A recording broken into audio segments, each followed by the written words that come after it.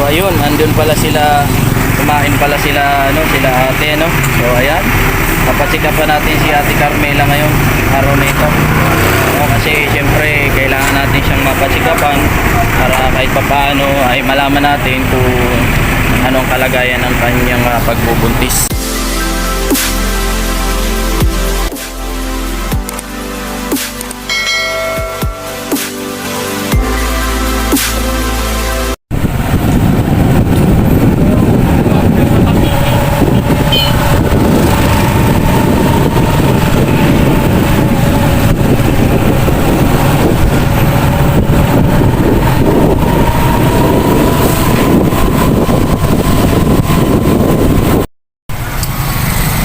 So hello mga idol, welcome back sa ating channel dito sa Life Goes Around.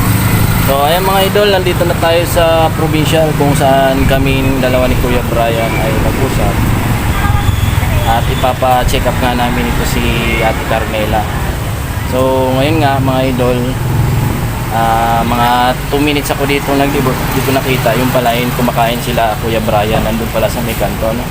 So puntahan natin siya, dala-dala ko nga itong mga ibibigay natin kasi actually naulanan ako, malakas ang ulan kanina tapos bigla akong tara Kuya Bray, ay ito na pala si Kuya Bray, ayan, kasama ko na.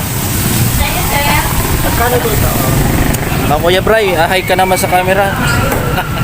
Ayan si Kuya Bray. Actually yan nga ang pag-uusap namin na dito kami magkikita sa provincial hospital na nag-chat siya sa akin kanina sa Santo Rosario kami magkikita. Butika Santo Rosario. So ayan mga idol, puntahan na natin sila ate. Nandyan kumakain. So ayun, andun pala sila, kumain pala sila sila ate So ayan, papatsika pa natin si Ate Carmela ngayon, araw na ito. Kasi syempre kailangan natin siyang mapatsikapan para kahit papaano ay malaman natin kung anong kalagayan ng kanyang pagbubuntis, So mga idol, huwag nyo naman akong kalimutan na i-subscribe, like, share sa ating channel na ito, Ayan si Ate Carmela, pinapakain na ang ilang aki, So Kuya Bray, anong oras kayo nagdating? Mga alas 11. Alas 11 na, So yan nga, nalita ko ng kaunti kasi may inasikaso pa ako. Ayan, nagutom na si Bibi. Nagutom. Nagutom na. Sige, pakainin mo muna. So, Kuya Bray, ito ang aking ibigay ko muna sa iyo itong karagdagang natin. Ibibigay para kay Bibi, So, nandyan yung dress ni Mrs. mo. Ayan, may mga unan, lampin na gagamitin niya, Hindi ba kayo nagpa-check up ni Tia doon sa Talubatib? Iba pa pong schedule. Ang talaga. Merkulis po. Pero wala doon ultrasound? Wala. So dito talaga ang pa-ultrasound sa diet, So susubukan doon natin kay kay Doktora Elep. Actually dapat nga maaga tayong pupunta. Kaya lang kung ganyan ay pagtsatsagaan na natin na mapa-check up siya, So ano man nararamdaman mo Ate Carmela sa iyong tiyan? Okay man?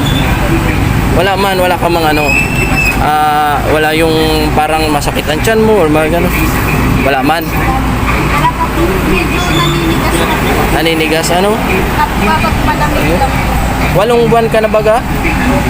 So malapit na pala, kabuwanan mo na pala ngayon. Tapos wala kang check up? Wala pong Ay Diyos ko po. Grabe na yan, So hindi natin alam kung anong gagawin natin kundi ipa-check up ka at tawag doon, ultrasound yan kung lalaki ba yan o babae, So si Bibi baga ito, lalaki baga ito, Babae. Ay babae, sorry, tama pala, mali pala yung sinabi natin doon sa vlog natin. Sige na Bibi, ubusin mo na yan para makapagpa-check up na si mama, ilang oras kuya ang biyahe galing doon sa Isang oras din may. Isang oras din Oras. Pero maulan doon, maulan. Malakas ang ulan din doon. Agad-agad nakababa. Tapos yung bus, mas kalating oras din. Kaya minsan ay alakad ko talaga punta sa trabaho. Sabi nga sa akin hindi, nilalakad mo araw yun. Kumusta yung trabaho mo doon? Ayun, iba-iba uman nila Proseso ng trabaho Kaya nag-cutting. Pero ang minimum mo sa isang araw 300. 400 shoutout mo sa ating mga mga followers at subscribers na hingi ka ng tulong. No? Ito po, sana po, matulungan niyo po sa mga anak ng asawa. Kahit lang po kami yung mga kailangan. Hello po. Ayun. So, ayan. Ayan mga idol, nag-shoutout na si Kuya Bray, no? Na sa ating mga gustong tumulong dyan sa ating channel. Nandyan lang po ang aking contact number sa baba. Puntahan nyo lang o kaya email nyo ako mga idol, no? So antayin natin si Ate Carmela na matapos na pakainin yung anak niya. Tsaka si Ate Carmela din, ano? Para makapagpa-check up na tayo. So ayan mga idol, pasensya na kayo at ano rin na late ako kasi dami kong gawain din, ano. Ganun po. So yan ang gagawin natin. Tapos mamaya habang nag-aantay kayo sa ano niya, pagpa-check up, ako yung magbibigay muna ng kaunting grocery. Pupunta muna ako ng sentro para madala nyo pa uwi, no? Yan. So sinasabi nga ni Mrs. ay meron diyan damit si Mrs. na paggamit mo kay kay Ago mo para hindi na siya magbili-bili, no? Kumusta nga pala yung inyong doon? Bahay na sira-sira. Okay na linis ko na po yun. Nilinis mo na? Ayo. Mas delikado kasi. Pero yung bubong na gano'n, yung yung kisame baga na bagsak na. Ganun pa rin, pero raised up. Natukora na? Oo. Buti naman. Saan ka banda ng mga anak dito sa gilid? Pag nakanak na siya, doon mo siya. Nakakaano man, ano? Eyo. Si Tia nga nagsabi ka nga sa kanya na pa-check-upan ko nga si Mrs. mo kasi mahirap yung kalagayan niya, no? Yung nakaraan nga po, si Ate Jocelyn, punta ako sa bahay, hindi pala niya, sabi niya, sabi ko si Mami, ang problema nga, sabi niya, talagang araw talaga ng check-up ng business. Yes. Kaya na iba na naman. Kali bukas, papasok. So ngayon parang nagano ka lang, nagpaalam ka na hindi ka muna mapasok, papacheck up kay mismo. So yan mga idol, no? Na-interview na natin si Kuya Brian.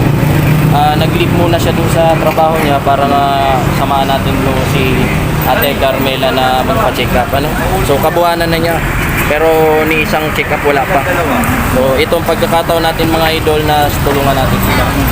Ako na magbuhat niyan, basta na magparap na kasi delikado sa yung putis ka. O, dahan-dahan na. O, tara, doon tayo kay Dr. Elep. Ay, wala tayong magagawa. So, ayan nga mga idol. Itong ang mag-asawa ay sasamahan natin doon sa kay Dr. Elep. Ipapapila natin doon kasi kawawa naman talaga. Kailangan nila ng tulong. Ako yung humingi sa inyo ng tulong mga idol, suporta sa mag-asawa na ito para kahit paano ay mabigyan natin sila ng mabuting kinabukasan, lalo na yung baby, no? Sabi ko nga sa una kong vlog mga idol, hindi ko na iniisip mga idol yung mag-asawa, kundi yung na lang, yung bata na lang. Tara tayo, bata na lang, doon na lang ako lumulingon mga idol sa bata kasi mahirap isipin yung bata baga ay syempre anghel yan, anghel. So ayan, naglalakad kami papunta dun sa clinic ni Doktora Elep. So, kay Doktora Elep tayo. Yan, sabi nga kanina sa akin din ni Ate Carmela okay man daw siya. So malaman natin yun pagdating natin dun sa hospital clinic, sorry. So ayan, konting lakad na lang tayo, baby. So shoutout natin dyan ng mga doktor at nurse dito sa ating probinsya ng Provincial Hospital, okay? Dahil Camarines Norte. So ayan mga idol, no? Lalakad kami mga idol. Lalakad kami. Ayun, doon tayo pupunta kay Doktora Rachel, no? So ayan mga idol, no? Doon tayo pupunta sa clinic ni Doktora Rachel B. Elep King. So ayan. So mga idol, samahan nyo ako sa ating journey ng pagtulong kay Ate Carmela hanggang sa mga anak siya, no? Kasi yun lang ating regalo sa kanya, mabigyan niya natin siya ng kaunting kaunting ginhawa. Siyempre, buntis si Ate Carmela. So ito, nandito tayo kay Dr. Oleg, no? Papasok tayo. So ayan, yun nga lang, marami pala ditong tao. O picture muna tayo. Picture. Oh, so ayan mga idol, marami palang tao dito. Yan ang sinasabi ko, na dapat pala maaga kami dito, no? So tara na, puntahan na natin yung clinic na ito. Let's go. So ayan mga idol, marami palang papacheck up. Ayan. So hindi, ano man nararamdaman mo, okay ka man? So ayan, ano? Mapaano tayo sa loob, mapalista tayo. So ayan, pasok na tayo.